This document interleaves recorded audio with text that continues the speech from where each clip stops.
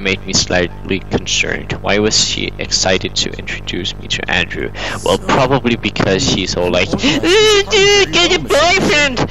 I hate parents like that, and I hate them for two reasons. Because one, what's there not to hate? Two, they're extremely overused in stories, in my opinion.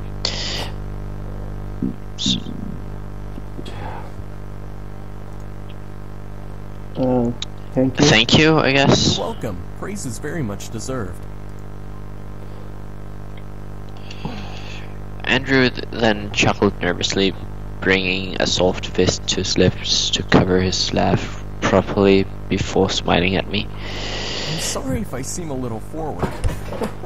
I've just been excited to meet Harold Anderson's granddaughter. Okay. Huh, why? He used to talk about you all the time in the office on how you helped him refine his toys. I only attended meetings and heard all of the stories. You've helped a lot with the success of the company without having to actually work there. Oh wow, I didn't know he talked about me. That would explain Arian's fascination with me and their rather personal questions. I looked to Andrew, who had a kind face to me. Something about him seemed off, and I didn't know what it was. He seemed to be hiding something. Whether it was good or bad, I was not able to find out. He was actually a demon. I don't trust him, at least. I feel like he's doing this for business. I felt someone walk up beside me, causing me to turn to them. Next to me was my dad, giving his cold stare to Andrew, who suddenly became tense. That's a bit harsh, though, even if he's like doing this for business. And even So, for burping like crazy right now. Andrew's body twitched slightly, whether it was fear or insult. Andrew locked eyes with my father. I couldn't help but feel the tension between them.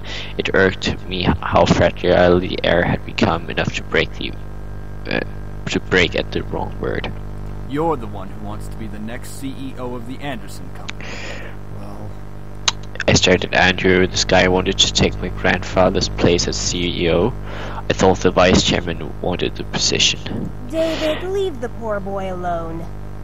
I'm merely testing the boy's conversational skills. Nothing wrong with that. of course not, sir. And polite as well. Interesting. If you'll excuse me. Quickly, Andrew retreated away from my family into the crowd of people. Just stay put, right? Sure, why not? I watched as he disappeared into the crowd towards the back of the house. I was worried, but I gave him his space. He obviously needed it. He's not CEO material. That's because you practically interrogated the young man. A little questioning shouldn't have bothered him. He's obviously not ready for any title in our company. I bit my tongue. I didn't want to make a scene with my dad. One wrong word and he'd lecture me in front of everyone. That was not... What? And got slapped again. You what? And got slapped again. Oh yeah. That was not something that I wanted to at my housewarming party. I let out a sigh before looking at the clock. It was getting close to midnight, meaning that the party was going to end soon. I lowered my lowered, I guess, my gaze out the window and saw a limo pull up.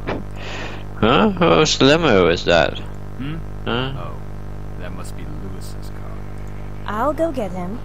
Stay with your father so you can escort your guests out together. Yes, Mom. My mother left my dad and me to slowly escort the guests out. My dad held his simple smile as he thanked each other for coming. I did the same. Andrew quickly passed the doors before I could speak. Eventually, only Susan, Naomi, my parents, and the incubi were left. My dad suddenly walked over and placed a hand on my shoulder with a smile. I stared up at him. What? Mine's different. What? Mine was my dad looked at me in slight disappointment. I looked back at him in confusion. That's weird. For me, it's like my dad suddenly walked over and placed a hand on my shoulder with a smile. I stared up at him, a wave of confusion washing over my face. It's probably because you missed one more question than me. Maybe. But I'm not sure this will like change a lot of the story. What? So, wait, I guess You did I'll good just tonight, I'm proud. hold on. I guess I'll just read mine since I'm the one recording it. What? I guess I'll just read mine since I'm the one recording it. Yeah. What did I do? I overheard your conversation with our guests. You were stumbling as much as Lewis did. But I don't want to hear excuses. I expect that you'll work on your speaking skills while you remain living here. Yes, sir. Alright, your mother and Is I he have to complaining about how you Naomi did? and Suzu need to leave Yeah. as well. Just because it's Meanwhile, Saturday, he's like, should you stay did good home." tonight. I'm proud. For me. Oh, thank you, Dad. I think this is the part where Right. right.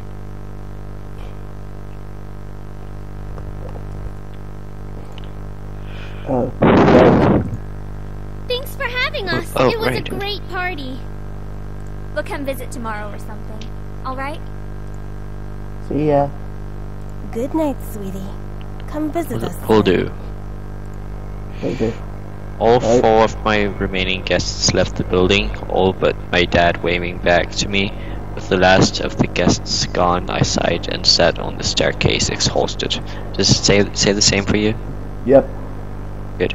Okay. Phew, that was tiring. It's not like you had to do any work, though. Give her a break, man. She was getting interrogated left and right. She handled herself the best she could. As expected, princess. Since you're exhausted, why not head to bed? We can clean up. As expected of Sam. Hush, Sam. Are you guys sure? Positive. It shouldn't take long. Ho ho ho! What? It didn't take long to find you little shits after all.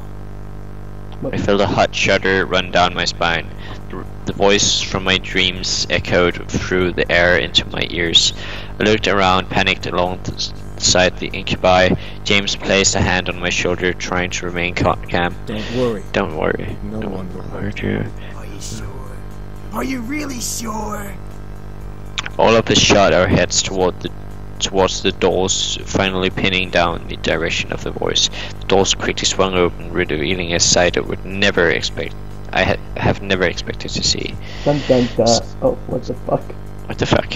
Skin red as blood, eyes black and gold piercing into mine, roughened up clothes and a pistol in his hand. I saw a monster. It's an imp. Two Oh imps. my god. A hot imp lady. Like, he is literally hot because he's... Yeah. Her skin is red, so she's probably fire-ish. I don't fucking know. I covered my mouth to not scream at the sight. Dried blood covered the bandana around his neck as he smirked at me and the boys around me. Beside the red-skinned man was a similar-looking woman in matching thug-like clothes. Oh, what's the matter, boys? You really didn't think I wouldn't find you, did you? I hoped you would, you piece of... All of a sudden, the man raised his gun at Sam's face and instantly pulled the trigger. Wow. Goodbye, Sam. Rest We in all peace. gasped in shock, instantly expecting to see a bullet run through Sam's face, but... What the fuck? What should have been a headshot ended with a loud but empty blank shot. The pistol echoed in its empty shots as the man grew more and more pissed, pulling the trigger over and over again in aggravation. Aggravation, I don't know. Luckily for my ears, it became quieter after its first shot. Why the fuck won't you work? This place is protected. What did you say, Shrimp? This place has a seal, protecting it from hellborn magic. Wait a minute, but that's a gun, not... What? It said that